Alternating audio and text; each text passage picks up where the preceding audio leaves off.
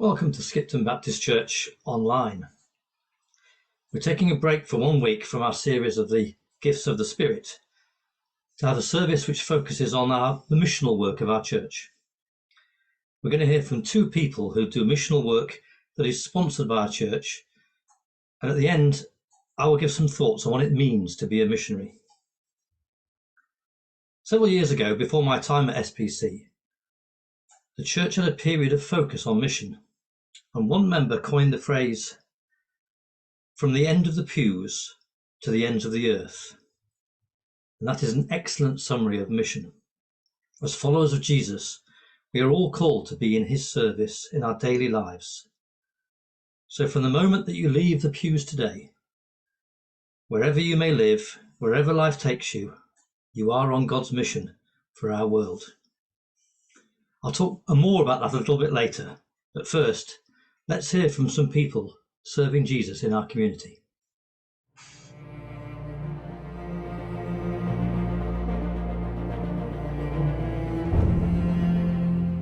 Good morning. I'm just going to speak to you this morning about CAP Debt Help. My name is Ruth and I work here at Skipton Baptist. I just wanted to start with Matthew 26. While Jesus was in Bethany in the home of a man named Simon the leper, a woman came to him with an alabaster jar of very expensive perfume, which she poured on his head as he was reclining at the table. When the disciples saw this, they were indignant. "Why this waste?" they asked. "The perfume could have been sold at a high price and the money given to the poor." Aware of this, Jesus said to them, "Why are you bothering this woman? She has done a beautiful thing for me. The poor you will always have with you, but you will not always have me." So just from this passage, it's something I've been thinking about this week. It's a huge subject, isn't it? The woman's generous gift versus the large sum of money which could have been divided and given to the poor. What I've learned in my journey over the last 6 or 7 years working for CAP, running their debt centre here in Skipton, is that God has got a very different idea of economics from the idea that we have. That our service and serving the poor or serving those who are in debt is an offering to Jesus. That when it is an offering to Jesus, when that's the motivation that I have and that we have as a community, then we are really doing something that God can see as a beautiful thing. And that our work here with CAP, with our debt help, is driven not by targets. We're not a target-driven organisation or charity, but by grace. We're really motivated by grace. We're motivated by the fact that we have been given so much that we can act generously towards others. So I just wanted to outline that at the beginning of the few points I'm going to make, because it's really important to me that with CAP Debt Help, we have a lot of time with people. We're not trying to get lots of people through our process. We are not here to create an end to UK poverty right now through our church, but we are here to be working with individuals, listening to those who have come to us, who've called on the helpline and who need our help. Just as Jesus noticed the individual, and we can see that all the way through the Gospels, I really feel that through the work of CAP, we can notice the individual, we can listen to their needs, and CAP is very good at creating bespoke, accurate budgets which reflect somebody's income, their expenses and their debts, and which can hopefully provide a sustainable way out of debt for them. So in the UK, poverty has increased. There's 14 million people in poverty in the UK currently. The average client who comes to us for CAP Debt Help has a debt of £17,000, and 45% of the adult population in the UK, that's 24 million people, don't feel confident managing their money. We've noticed in the first part of this year that calls to our helpline have increased by over a third just in the first part of this year. So the statistics show an increase in need, and we're definitely seeing that even in our small corner of the UK. People find themselves in debt for so many reasons when we think about it. Relationship breakdown, I would say, is one of the main ones we see. Poor health, unemployment, addiction.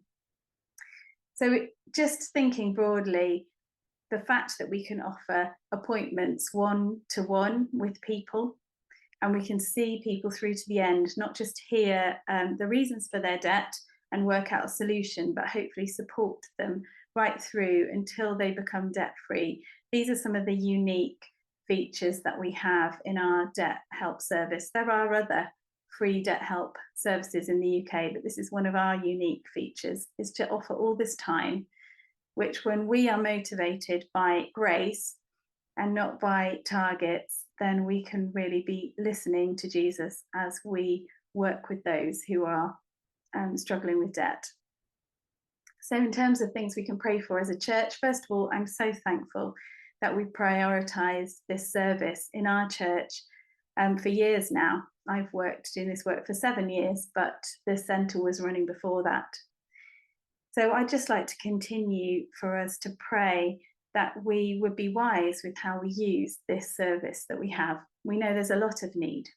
Jesus said the poor would always be with us, but we know that we are to be open-handed, generous, and people of grace as we interact with those in our community. So we pray for wisdom with how to be wise with how we use this gift of free debt help. And as Christians, we know that the world is a broken place, and we know that Jesus can offer hope to people. So I'd like us to pray that in all of our debt help, the practical things that we do, and also the more in-depth conversations that we have with people, that we would continually signpost people to the one who brings help and who brings hope, who brings healing from brokenness. And so I thank you as a church for being involved in this work. And as we start to move over into the house, I know that as a church, we'll be interacting more with our community through our CAP services as well as in other ways. So thank you very much.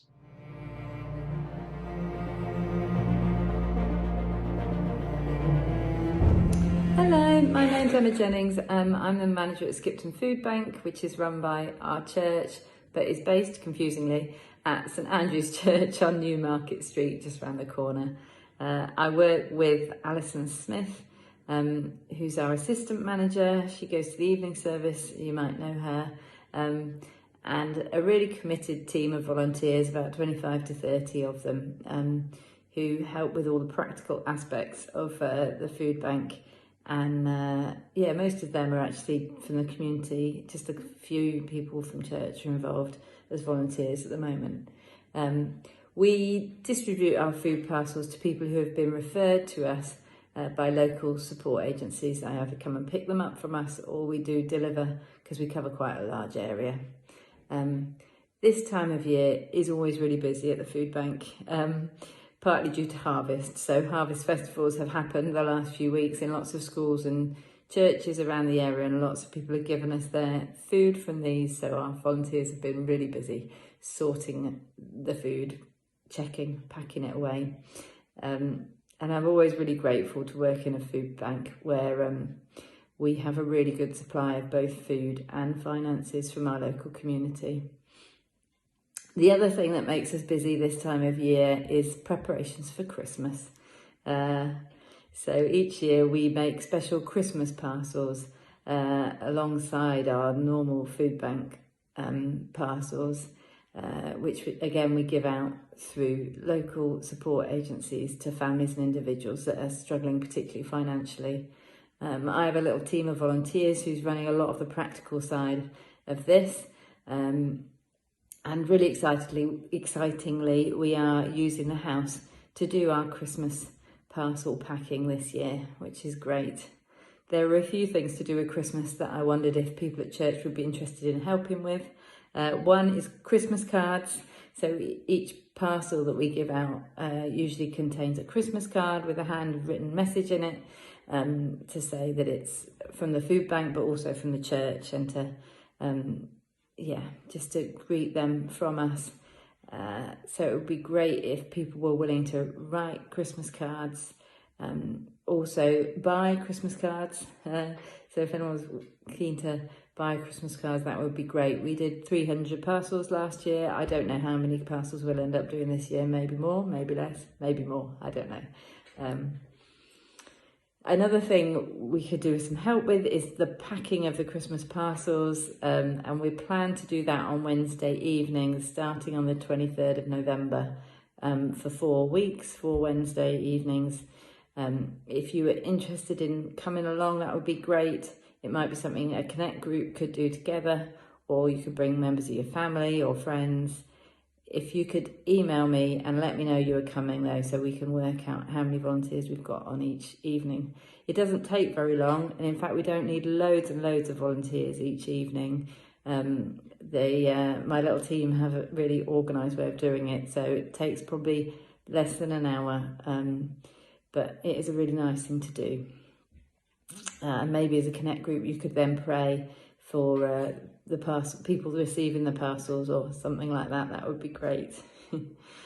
The other thing I was wanting to tell you about is some changes that we're planning to make at Food Bank, which were discussed at the church meeting a little while ago, in that we would join in the Trust network of food banks. And I would really appreciate people's prayers for this change, that it would go well, it would go smoothly, and that the food bank would continue to be a real blessing to our community, that it would be a way that we could actually work better and show people more of God's love. One of the things we're hoping to change as we join the Trust network is that we're hoping to be able to invite people in, sit down, have a cup of tea and a chat when they come and pick up a food parcel. We're hoping to do that in the house in the new year. But to be able to do that, I will need some volunteers to help with that, to be willing to welcome people, to sit and have a cup of tea and a chat. So if that is something you would be willing to get involved with, again, do email me or let me know. I don't really know exactly now when we're going to start doing it or what days and times, so there might be a bit of flexibility, to be honest, with that. But it would be really just good to know if there are people who are interested in helping with that welcoming of food bank users and signposting them to other forms of support. I'm planning to get the Trust to come and train us up, so we know how to do that, me included. So that would be great.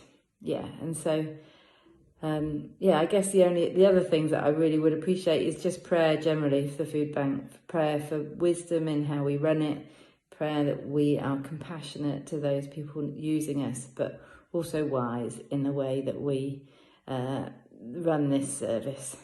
It's a real, like I said, it's a real blessing to people who are struggling at this time. Thanks.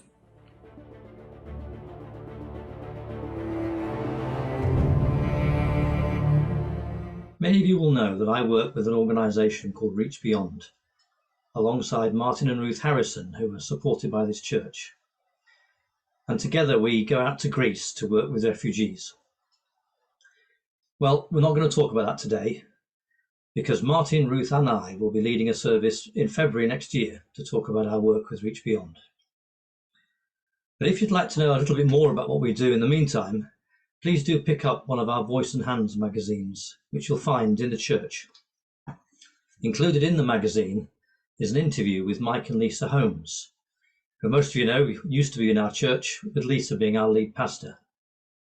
Mike and Lisa went out to Spain last year to do some work for us down at our Spain office. So, what is a missionary? When you hear the word missionary, what do you imagine? Do you think about people going out to the jungles in Africa or South America and trying to convert cannibal tribes?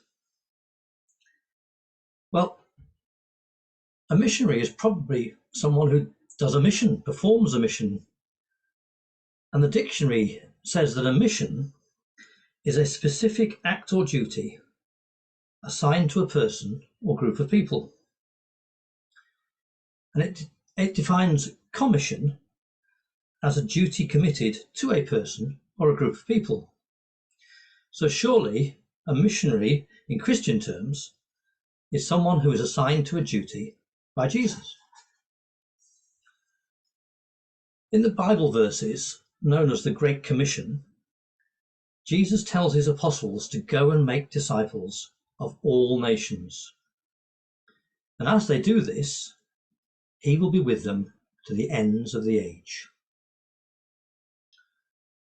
But the apostles aren't going to live forever, so maybe this command was for more than just the apostles. And then in Acts chapter 1, just before he ascends to heaven, his very last act on earth, Jesus tells all of the disciples present that they will be his witnesses in Jerusalem, in all of Judea and Samaria, and to the ends of the earth. Or we could say here, there and everywhere, as Phil labelled it in our recent look at the book of Acts. Or as I said at the beginning of the service, from the ends of the pews to the ends of the earth. Now this verse has been plagiarised many, many times by people, including for us saying in Skipton, in Yorkshire, and to the ends of the earth.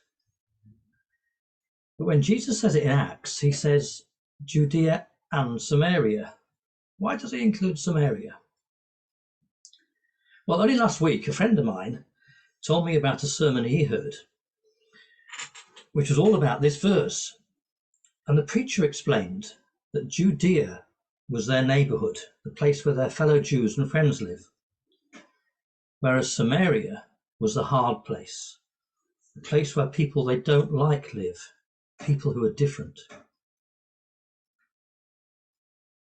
So maybe we need to think about those mentioned by Isaiah in chapter 58, verses 6 to 12. God is speaking through Isaiah to explain that what he wanted was a people with loving hearts, not those who ritually perform the rules written down in the law. To stand up for injustice, to feed the hungry, to clothe the naked. So, where is your Samaria? Is it here in Skipton? Or maybe it's in the less comfortable places nearby, in Bradford or Burnley or Blackpool.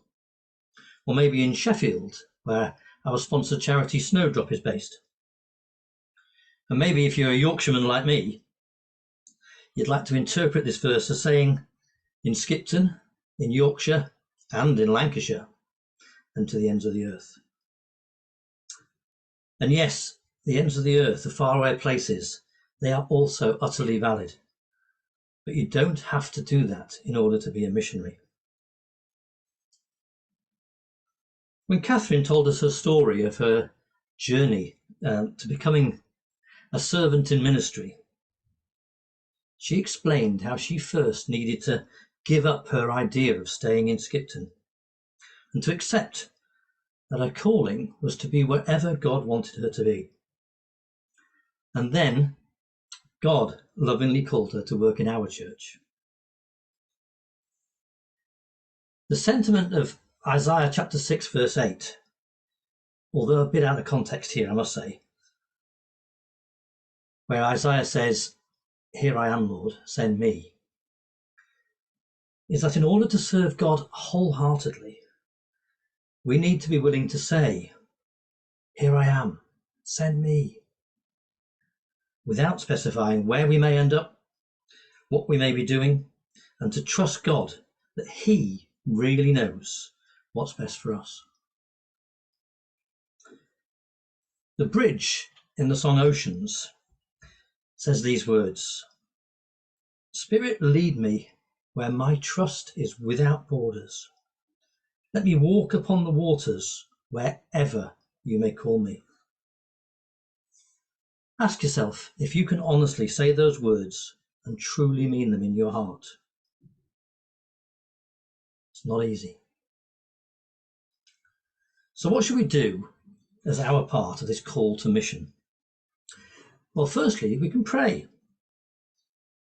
Pray for Emma and for Ruth in their work for SBC and the food bank and in CAP. They mentioned several times in their talks about the requests for prayer. Pray for Phil or one of the staff. Pray for me and reach beyond. Or pray for whoever God puts on your heart. And if that is all you do, that is great. Just do it earnestly and tell the people who you're going to pray for that you will be praying for them. Ask them to let you know if they have any particular prayer needs, and God will answer. We can also give. If God has blessed us with the funds that enable us to give some away, ask God what we should do with them and be prepared to give according to his call. Or you can go. And go can mean help in the house, help at the food bank, just as much as it can mean joining me on a trip to Greece or fully committing to move somewhere to serve God in faith. And finally, you could just be. Be a representative of Jesus wherever you find yourself. Your workplaces, your social circles, your family get-togethers. They're all mission fields if you let God lead you and guide you. So, welcome to the mission field. From the end of the pew to the end of the earth, we are all in this together. Thank you.